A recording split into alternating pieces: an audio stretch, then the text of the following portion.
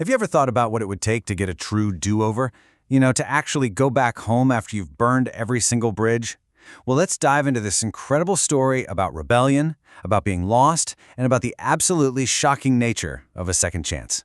So the whole thing kicks off with this demand. It's not a polite question. It's a blunt, almost brutal statement from a young man to his father. He's just done. Done with waiting, done with the rules. He wants out, and he wants his piece of the family fortune like yesterday. And you really have to get this. This wasn't just him being impatient. In that culture, asking for your inheritance while your dad is still alive, that was the ultimate slap in the face. It was basically saying, I wish you were dead. Your life is worth less to me than your cash. What a profound rejection. Okay, so with a pocket full of cash, he bolts. He's off, chasing what he thinks is freedom. But as you can probably guess, this dream life of his is about to take a very, very sharp nosedive. And boy, the contrast is just staggering. The dream he was sold on, it was this total whirlwind of parties, constant laughter, and a bunch of new friends who, surprise, surprise, stuck around only as long as the money did. But once the well runs dry, that dream just evaporates. And the reality that replaces it is brutal. A famine hits the land, he's starving, he's totally alone, and his glamorous life is nothing but a memory. And this is what's left. A big, fat zero. No money, no friends, no status, no food. He has absolutely nothing. He has hit rock bottom in the truest sense of the word. But sometimes it's right there at the absolute lowest point that you suddenly see things with perfect clarity. And this moment right here, this is the pivot. This is where the entire story begins to turn. So desperate for any job, he ends up here. And for him, this wasn't just a dirty job, this was the ultimate humiliation. It was a giant blinking sign symbolizing just how far he had fallen from being a rich man's son. The depth of his desperation is just crushing. The hunger is so real, so all-consuming, that he's looking at the slop meant for pigs and is jealous. And it's right there in that moment of complete brokenness that a little spark goes off in his head. And boom! Clarity hits. He remembers home. But not the wealth he blew through. No, he remembers the basic dignity that even the lowest-paid workers in his father's house had. They had food. They had a roof over their heads. They had so much more than he had now.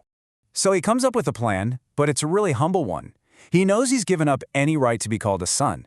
He's not going back expecting a hug or forgiveness. He's just hoping, praying for a job, just for a chance to survive.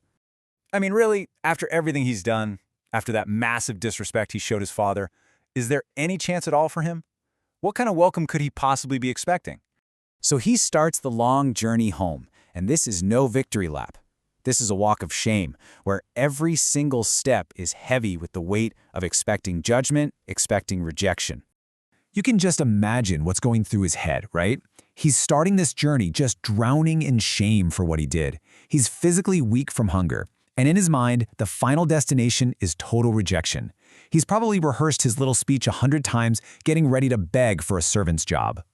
But what happens next? Well, it's the climax of the whole story. And it's something that neither the son and frankly none of us hearing this for the first time could ever see coming. So the sun is just this little speck on the horizon, a silhouette of shame, still a long, long way from the home he walked out on. And this one little line tells you everything you need to know. The father wasn't just sitting around, he was watching, he was hoping, scanning that horizon day after day, just waiting for this exact moment.